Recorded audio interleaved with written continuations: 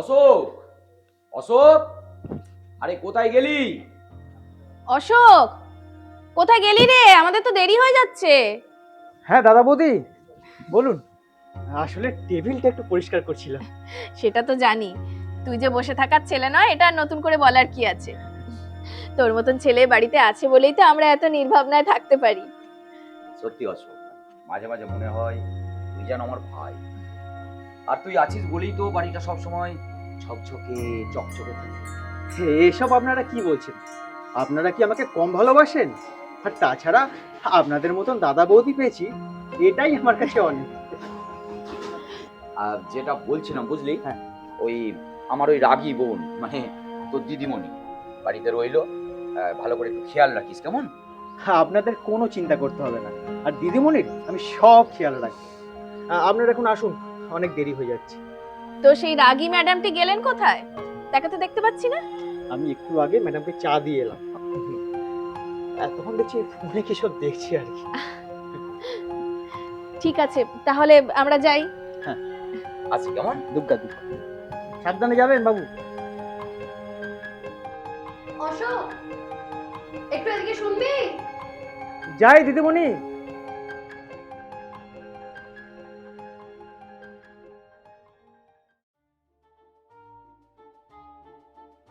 দিদিমণি,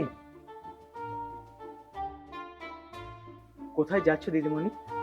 মার্কেট যাচ্ছি রে, আমার আসতে একটু দেরি হবে। আচ্ছা ঠিক আছে, যদি কিছু না মনে করো তাহলে একটা কথা বলবো। বল না, কি বলবি? উম, আসলে না মানে থাক থাক। না থাক কেন? কিছু বললে বল।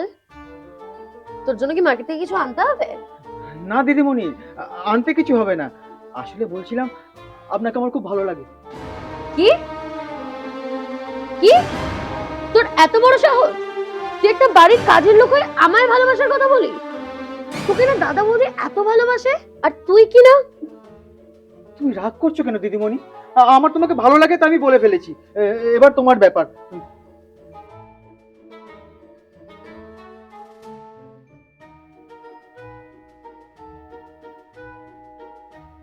তবে অশোককে দেখতে কিন্তু খারাপ নয়, একেবারে নায়ক। আমি কি একবার ওর ভালোবাসাটা একসেপ্ট করব?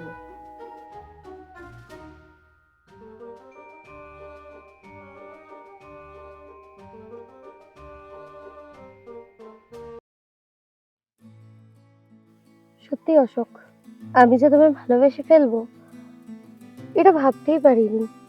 আমিও তো ভাবতে পারিনি সীমা, যে সত্যি তুমি আমাকে ভালোবাসবে। আচ্ছা তোমার মনে পড়ে সেদিন তোমাকে প্রথমবার বলেছিলাম, কি ভয়টাই না পেয়েছিলাম। তুমি বলেছিলে বলেই তো আমি ভাবতে পেরেছিলাম।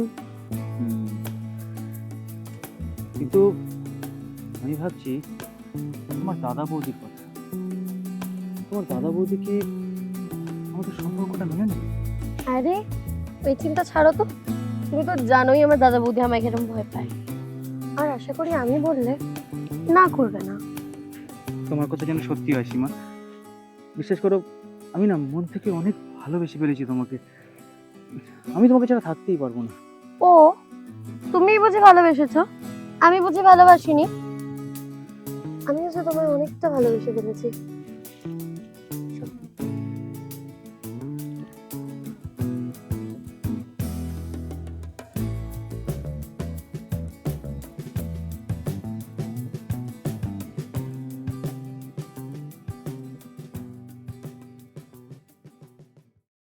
সত্যি বন্ধু, তুই যে সীমাকে ভালোবাসিস এটা বলতে পেরেছি, এটাই অনেক। সত্যি তোর সাহস আছে বন্ধু। আরে কিভাবে যে বলেছিলাম সেটা একমাত্র আমিই জানি। তখন যেন মনে হয়েছিল এই না বোধ আমাকে খুন করে দেয়। সে তো সবই ঠিক আছে বন্ধু, হুম। তা সীমার দাদা বৌদি যদি তোদের এই সম্পর্ক মেনে না নেয়, আরে এটাই তো আমার সব থেকে চিন্তার কারণ বন্ধু। শোন বন্ধু, বন্ধুর সাথে তোমার একটা সাজেশন দিতে পারি। হ্যাঁ বল না। সীমার দাদা বৌদি এখন বাড়িতে নেই। হুম। তুই সীমাকে একটু বুঝিয়ে যদি এই মুহূর্তে বিয়েটা করে নিতে পারিস না, তোমার দাদা বৌদি এসে যে বোনের বিয়ে হয়ে গেছে, তখন আর করতে পারে না। এইটা তুই একদম ঠিক বলেছিস। আমি আজকেই তোমাকে সত্যি জানাবো। শোন না, অনেকটা দেরি হলো বুঝলি, চল এবার উঠতে হবে।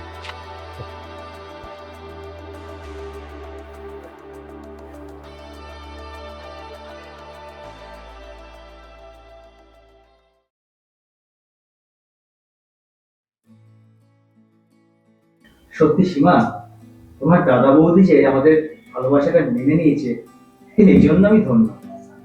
তোমাকে তো আমি বলেছিলাম তুমি বেকারই ভাতাচ্ছিলে।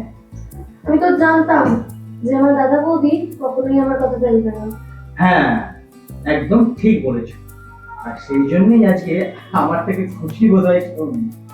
তা বলছি, আমরা হানিমুনে কবে যাবো না? হ্যাঁ, যাবো তো, খুব তাড়াতাড়ি যাবো। দেখো, আমাদের ভালোবাসা হয়েছে সার্থক, করেছি আমরা বিয়ে, এরপর যাব করতে হানিমুন। তারপর আসবে তোমার আর আমার ভালোবাসার একটা ছোট্ট মিষ্টি সন্তান, আর রাখবে আমাদের ঘর আলো। তার সন্তান আনার জন্য যেটা করতে হয় সেটা শুরু করে দেবে এবার। নিশ্চয়ই, কিন্তু যেহেতু সে ঘর আলো করতে আসছে, তাই তাকে আনার জন্য এই মুহূর্তে ঘরের লাইটটা অফ করা খুব প্রয়োজন।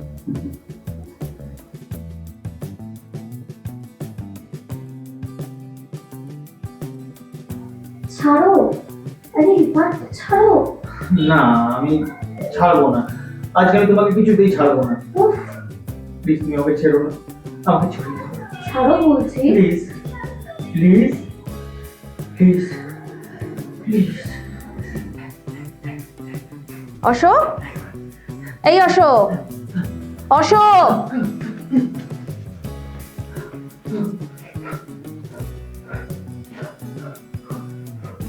কি রে, কখন থেকে আমি এত দাদা তোকে ডাকছি, এতক্ষণ ধরে ঘুমোচ্ছিস? আমাদের তো বেরোনোর সময় হয়েছে, এবার বেরোবো, তো দাদা তোকে ডাকছে, আয় চলে আয়। হ্যাঁ, যাচ্ছি।